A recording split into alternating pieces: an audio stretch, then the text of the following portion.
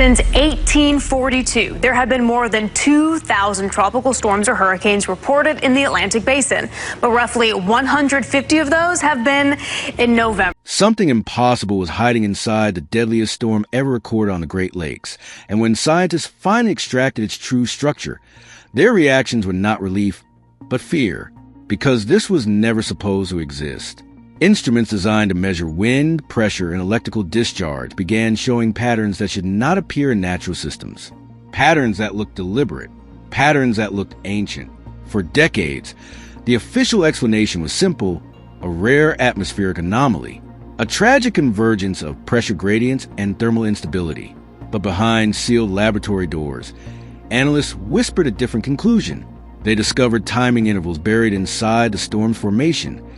Intervals so precise they resembled a signal, not chaos. This changes everything, because storms do not send signals. Storms do not organize themselves with mathematical intention. And yet this one did. Experts reviewing the data were horrified to find repeating structures deep inside the pressure collapse. Structures that mirrored sequences previously seen only in theoretical models of resonance amplification. Models that were never proven in nature. Models that should have remained impossible. The pattern that should not exist. At first, it appeared as noise, random spikes in barometric readings, dismissed as interference. But when the noise was isolated, filtered, and reconstructed, the hidden order emerged, a repeating rise and fall in pressure that aligned perfectly with harmonic intervals, intervals that amplified the storm instead of dissipating it. This was not how weather behaved. Natural storms consumed themselves through friction and instability. This one fed itself. It reinforced its own structure. It grew stronger exactly when it should have weakened. Scientists expected decay. Instead, they found synchronization. And buried deeper within the signal was something even more disturbing. A consistent delay between energy peaks, measured down to fractions of a second, forming a repeating cycle that continued for the entire lifespan of the storm. Not once did it break pattern. Not once did it behave randomly. They don't want you to know how precise it was, because precision implies control, and control implies origin. When analysts ran simulations to replicate the pattern naturally, every attempt failed. The system collapsed. The resonance could not sustain itself, unless an external factor was stabilizing it, unless something else was involved. The energy source no one can explain. Then came the discovery that terrified them most. The storm was drawing energy from beyond its thermal environment. Measurements showed energy input exceeding what temperature differentials could produce. In simple terms, the storm had more power than physics allowed. Scientists recalculated. They checked for instrument error. They replaced sensors. The results never changed. The storm had been sustained by an unknown amplification process. This wasn't speculation. It was measurement. Experts became silent. Reports were restricted, because if the storm was not fueled by natural gradients, then something else was feeding it. Something hidden within the Great Lakes Basin itself. Geological scans revealed unusual formations beneath the lake bed, structures older than recorded sediment layers, formations that reflected energy instead of absorbing it, structures that acted like mirrors, trapping and redirecting force.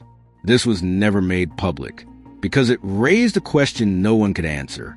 What happens when energy cannot escape? It builds, it waits, and eventually it releases, the timing that changes everything. But the most disturbing discovery came last. When scientists mapped the exact moment the storm reached peak intensity, they found it aligned with precise positional relationship between the Earth's magnetic field and deep crustal resonance zones beneath the lake, a relationship that occurs only at rare intervals. Intervals separated by centuries. This was not just a storm. It was an event, a release cycle. Experts reviewing the timeline realized something chilling. The storm did not form randomly. It formed exactly when conditions aligned to allow the resonance to activate, as if it had been waiting for the right moment, waiting for alignment, waiting for release. And when they compared the resonance signature to deep geological scans, they found matching frequencies embedded within ancient rock layers, preserved like scars from previous activations. This meant it had happened before, long before instruments existed to detect it, long before anyone could understand it. The implications were terrifying. Because if this was a cycle, then it was not over. It was only between activations, and the next alignment is already approaching. Quietly, inevitably, what they uncovered next was not meant for public release. Because when researchers extended their analysis beyond the storm itself, they found the resonance had not disappeared. It had only gone dormant. Sensitive magnetometers placed across the basin began detecting faint oscillations years after the storm had ended. Oscillations with the same harmonic fingerprint, the same precise intervals, the same impossible order. Scientists are horrified because dormant systems do not maintain precision. Natural energy dissipates into randomness, but this did not. It remained coherent, as if held in suspension, as if waiting for a trigger. Internal communications described it as a persistent echo, but the term was misleading. Echoes fade. This did not fade. It stabilized. It maintained structure even without the storm to sustain it. That meant the storm was never the source. The storm was only the visible symptom of something deeper, something older, something embedded beneath layers of rock and water. Beyond direct observation, the signal is returning. When analysts accelerated their models forward in time, they noticed something chilling. The oscillations were slowly increasing, not rapidly, not violently, but steadily, like a system rebuilding strength. Each cycle slightly stronger than the last, each interval slightly more defined. They don't want you to know how long it has been building, because the projections showed a threshold point, a moment when the oscillations would become strong enough to interact with atmospheric systems again.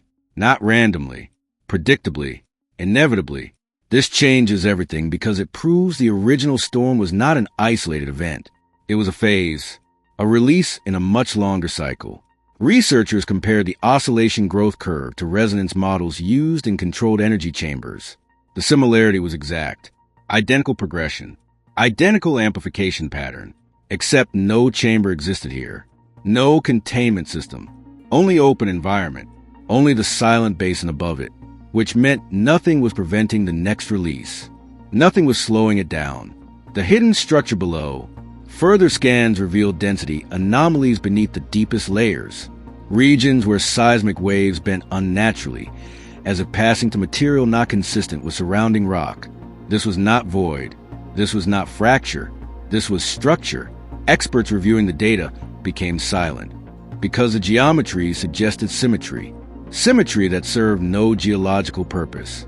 Symmetry that optimized resonance reflection. It was positioned perfectly to trap and recycle energy. Perfectly aligned with magnetic flux lines. Perfectly tuned to amplify oscillation instead of dispersing it. They don't want you to know what that implies, because structures designed for resonance have intent behind their design. Intent requires origin. Origin requires creator. And no natural process creates perfect resonance chambers on this scale. The formation had existed for longer than recorded geological timelines, meaning it was already ancient when the earliest layers formed above it. It had been waiting, silent, undetected, until modern instruments finally revealed its presence. Why they stopped talking. Then came the final discovery. The oscillation pattern was no longer stable. It was accelerating. The intervals were shortening. The peaks were rising, and buried inside the resonance was a new modulation, subtle but unmistakable, a modulation that had never appeared before.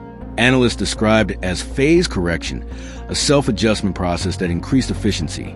In simple terms, the system was improving itself, adapting, optimizing. Scientists are horrified because natural resonance does not optimize. It decays, it weakens, it collapses. But this was evolving toward stability, toward release, toward another activation event. Internal projections showed the amplification curve approaching critical threshold sooner than expected. Much sooner, which meant the conditions required for another storm were no longer centuries away. They were approaching now, quietly, inevitably, and when the resonance reaches full alignment again, the release will not ask permission. It will not give warning. It will simply begin. And when it does, the storm above will only be the surface. The true event will be what rises from below. And by the time anyone understands what is happening, it will already be too late. Instruments placed in isolation chambers began registering sympathetic vibrations even when removed from the basin entirely. This meant the resonance was no longer confined to one location. It was propagating through conductive pathways deep within the crust, using the planet itself as a transmission medium. This changes everything because it means distance offers no protection. The signal was spreading, slowly, invisibly. Scientists attempted to dampen the oscillations using counterfrequency generators, but every attempt failed. The resonance absorbed the interference and restabilized itself, as if it recognized disruption and corrected against it. Internal notes describe behavior with a word never meant for geological systems: adaptation.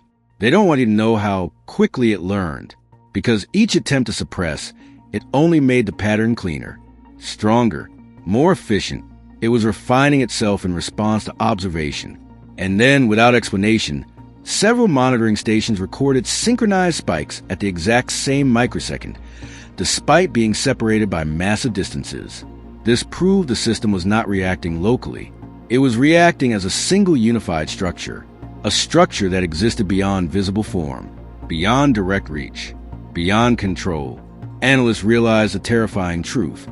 The storm had not been the peak. It had been the beginning, the first visible fracture in a containment system older than human memory. And now, that containment was weakening again. The oscillations continued to rise. The intervals continued to tighten. And somewhere beneath the silent depths, the resonance is preparing for release once more. The final classified projection showed a moment labeled only as convergence, a point where atmospheric conductivity, magnetic alignment, and subterranean resonance would intersect perfectly, not gradually, instantly. In that moment, energy would transfer upward with maximum efficiency. Experts refused to attach numbers to the output because the values exceeded every known atmospheric model. They don't want you to know what happens when resonance achieves perfect alignment, because perfect alignment does not produce ordinary storms. It produces release events capable of reshaping entire environments. And the most disturbing part is this: the oscillations have already begun accelerating toward that exact convergence point. The signal is no longer dormant. It is awakening. The convergence is closer than anyone is prepared for now.